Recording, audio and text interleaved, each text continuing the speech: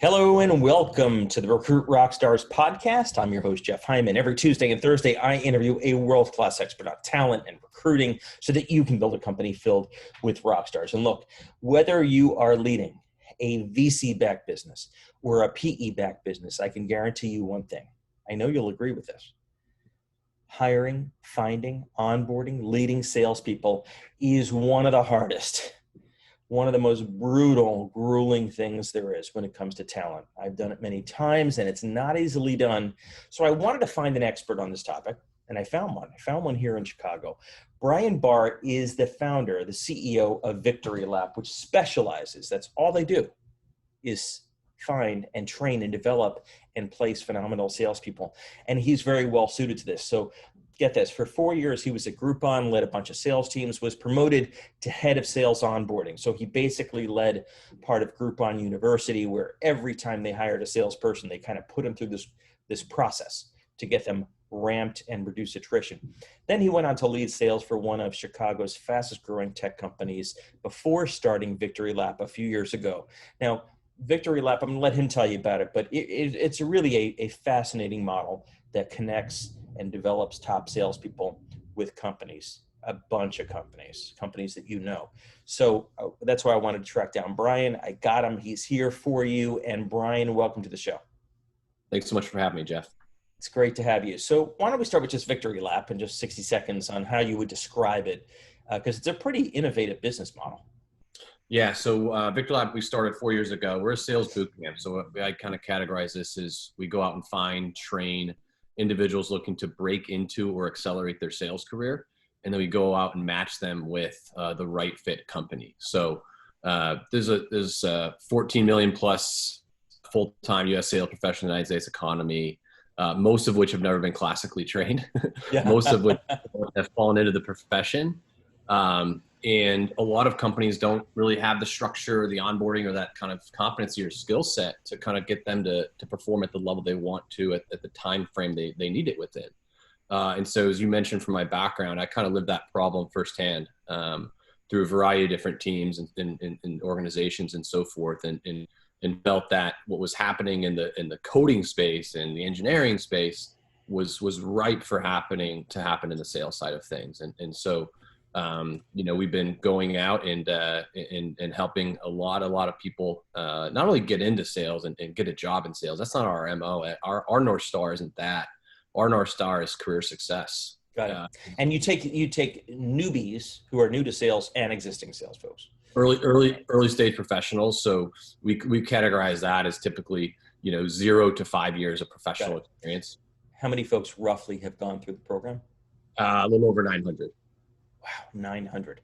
Yeah. So what is the structure of the program? And I understand it may have changed from before COVID, but what is kind of, if I signed up and went through the program, how long is it? And what am I learning? What are the key skills I'm getting?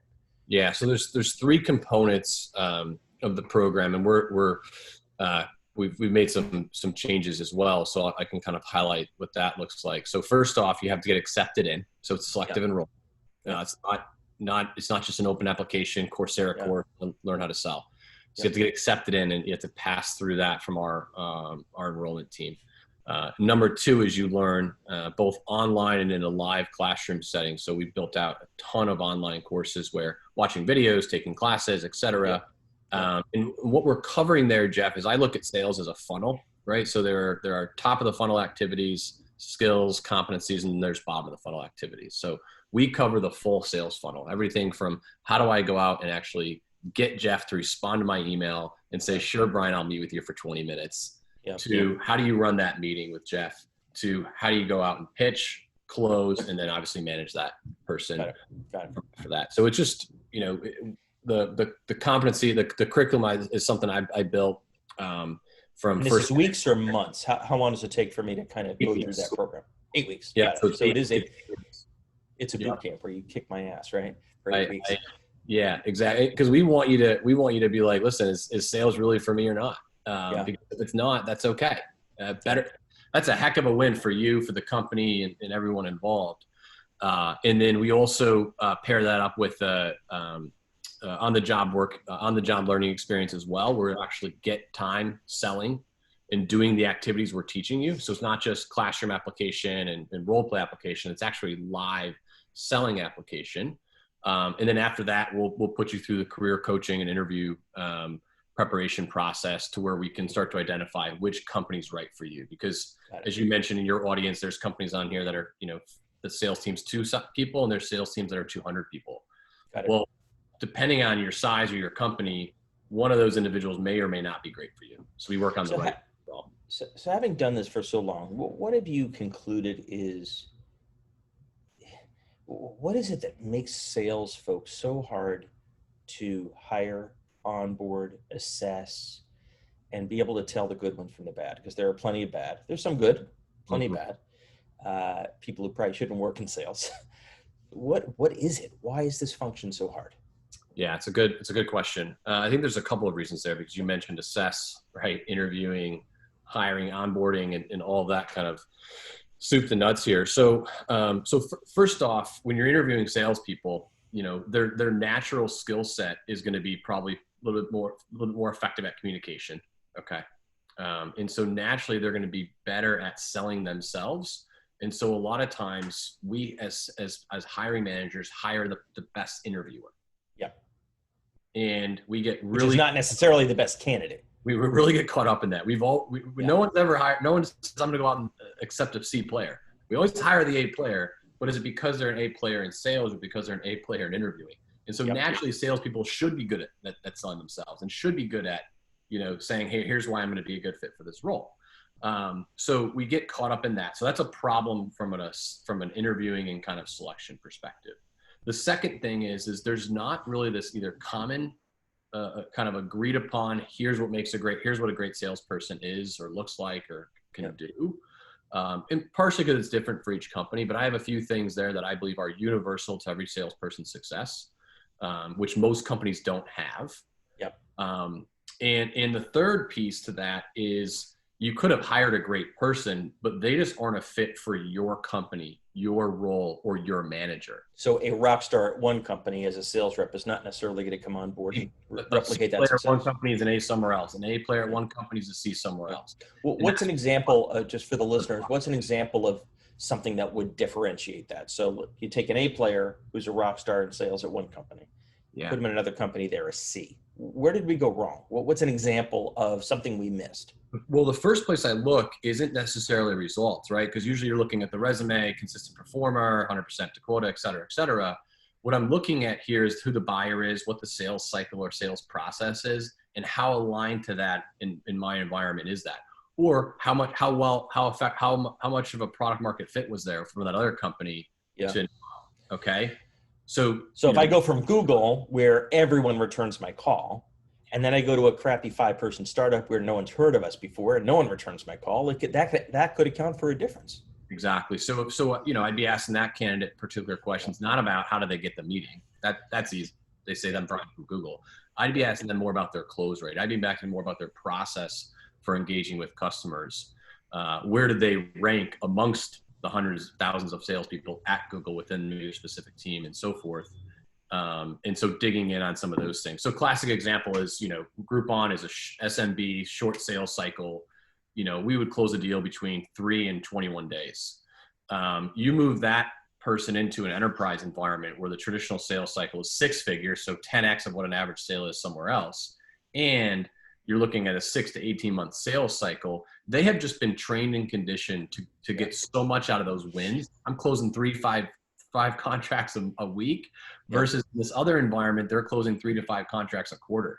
The mindset shift is very difficult for a lot of people to overcome. So length of the sales cycle, how average sales size, how lumpy it is, who I'm targeting, my brand recognition. There's a lot of these factors is what you're saying. That's right? It. You think about most interviews now, right? What am I looking at for most interviews? Maybe some skills, maybe some digging into your background. They're maybe half hour to an hour each. So oftentimes we're missing on our sales hires because we're not thinking a little bit more strategic about what we really want to uncover on the front end, and then taking the time to really make sure we can kind of unpack all that stuff. It sounds like if we took the time to ask the sales candidate some of those questions that you just laid out, it would make a big difference, right? If we asked, what is your average sales cycle? How long does it take? What does your pipeline look like? What's your conversion ratio? If I just ask some of those key issues, it would help a lot. Yeah, I think that's kind of one section of it. And then the other section of this too is just in terms of like, environment as well is, a lot of, I think this is a common theme, but it's very true in sales where you leave your job because of your manager, the lack of support or too much support, for example. So I think there's a real big piece. Sales is a team sport. We've always kind of looked at this as like a lone wolf, just do your job and cutthroat. And it's very much a team sport. And so if your coach and players have disconnect and you lose the quote unquote locker room, you'll see quick flight of A players, C players, et cetera. So thinking about the human capital alignment and making sure that, there's the culture fit is there is a big piece to it as well. We can't talk about salespeople without talking about money. Compensation. It is a key driver for many salespeople, as it should be, right? There's nothing wrong about it. That's not a bad statement. What are some of the pitfalls that you see business leaders or heads of sales make? And I know you've been a head of sales a bunch of times in designing the comp plan that's going to motivate and get the most out of the salespeople. So many people seem to mess this up when it comes to designing a sales compensation plan. The first challenge is, if your sales org, let's call it 100 people, you have roughly, there's a pie chart breakdown of each of those fractions are motivated by different things. And the head of sales or the revenue leader is typically devising a comp plan that is extrinsically motivated for those that are going after that larger check, top of the leaderboard, what have you. Whereas you have a lot of sales professionals, and Jeff, I've seen this trend happen over the past 2 to 3 years where compensation is actually moving down the list. Yeah. It might be shocking for us to hear, but it's moving down the list. Even for salespeople. I've led some training for sales managers, okay? And we're talking about the top concepts of motivation, and they're telling me money is not my number one motivator. Wow. So if I'm a revenue leader today, if I'm a sales leader today, I'm devising a more of a holistic compensation plan. And I look at currencies in a couple different ways. One is the currency that's in their bank account and the currency they can make if they do their job really, really well. Super important, because where salespeople, by the way, make mistakes, not the company, but the salespeople make mistakes, they don't connect their personal goals with their professional goals. They're not equating how that extra 10K a quarter in commissions could make my life better. Yeah. Travel, buy something, less stress, pay off loans, what have you. That's the beauty of this profession that a lot of people don't get off the bat. So financial is a big piece to this. But the second piece of this is maybe career growth. Okay. I'm not looking at 12, 18-month career growth titles anymore. I'm looking at maybe 6 to 9 month career growth. Why is that? What's driving that change? Well, one is you think about where now compensation is becoming less impactful. So now what can I bump up? I see. Recognition. What levers do I have realistically to be able to bump that up? And you have title changes.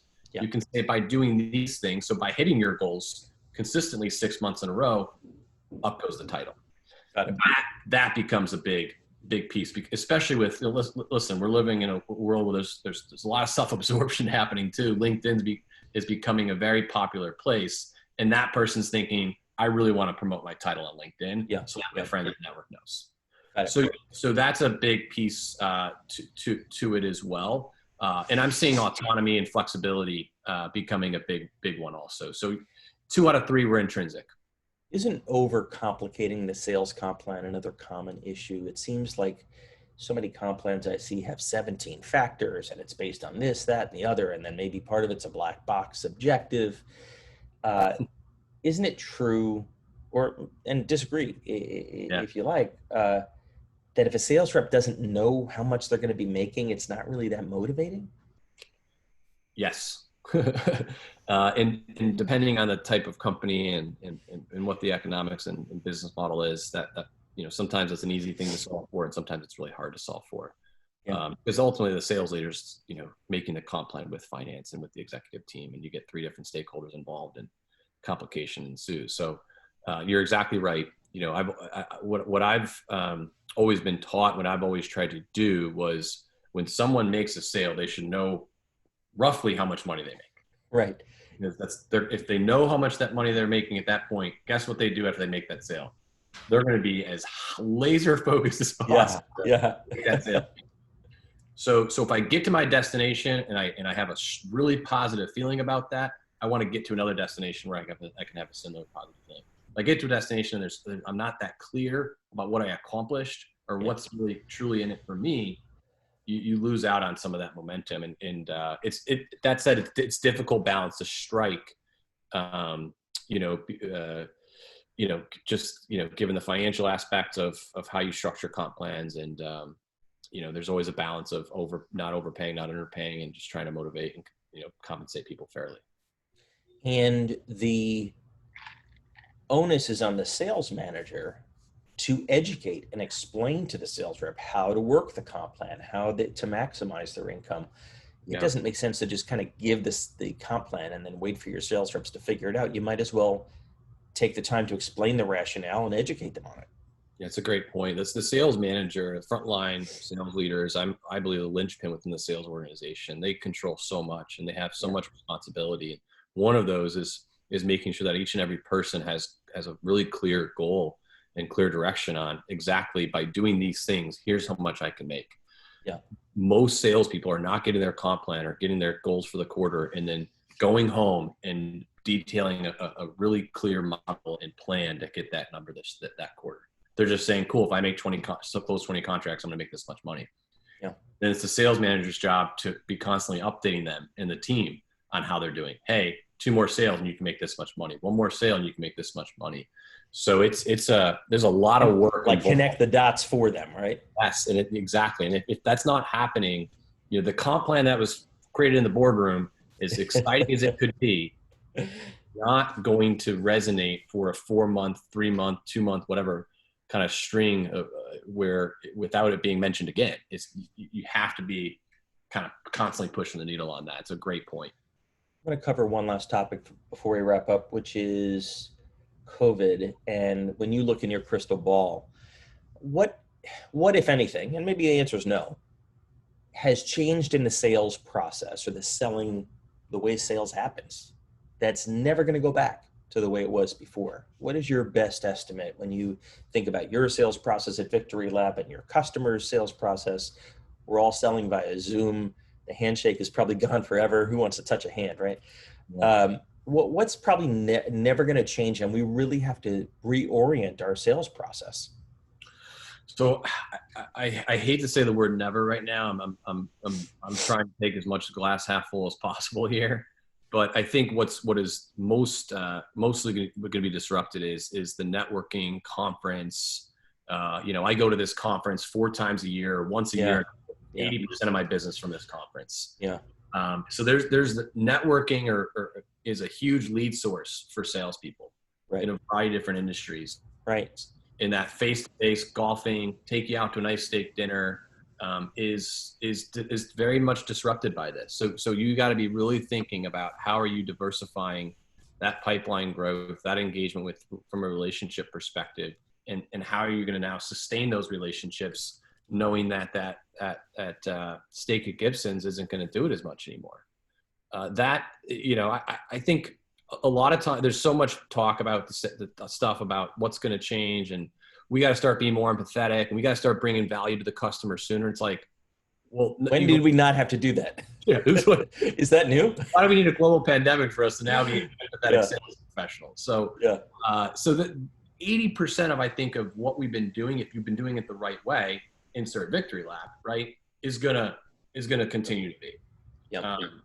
But traditional ways of how you generated your relationships in business, there are certain factors there that I think are going to be disrupted for the next several years at least. Well, I give you a ton of credit for creating just a fascinating business model at Victory Lab. I think it's super cool, and it's continuing to do well despite the trying times. If anything, it's going to become more important to get our salespeople focused and get through this period. How can people learn more about Victory Lab or get in touch, especially if they want to build their sales team and hire new great salespeople, et cetera? Yeah, just victorylab.io is our website. I have a great team to help with all things growing the company. Reach out to me, Brian at victorylab.io, and I'm happy to talk through things or put you in touch with the right person to do so. And one comment too I wanted to make, Jeff, was just as it relates to what's happening today. There's when I started the company, we were about 3% unemployment. And we tell you, man, this mission got me out of bed, helping people get, achieve career success. Too many people go to their job and either it's a job to them or don't have a job. Yeah, sure. So too many people right now don't have the skills to land the job that will exist today and in the next 12 months, 24 months, et cetera. Sales is one of those careers that isn't going away. Sure. And so the mission we're on right now is being able to provide this either last mile education or kind of this reskilling kind of education to employment platform where people just need to be exposed that sales is a heck of a career path for a variety of different reasons. And we've proven that with so many different people. So I think, as it relates to, you mentioned the COVID response, we're very fortunate to be an education company right now because there's 30 million plus employers in the United States economy, and there's not many of them can provide relief to what a lot of people are dealing with at this point. And I'm fortunate and grateful that we started a company that I think is really primed and positioned well to do that. I totally agree with what you said, Brian, that sales is not going away. And there are so many people that can and should pursue it. Excuse me. Wow. I'm allergic to my new puppy. That can and should pursue it. And Victory Lab is the kind of innovative program that can teach them how to do it and help employers find them along the way. So I give you a ton of credit for building such a terrific company. Again, victorylab.io is the website. That's right. And Brian at victorylab.io is the man. Brian, thank you so much for making the time. Really appreciate it. All right. Take care.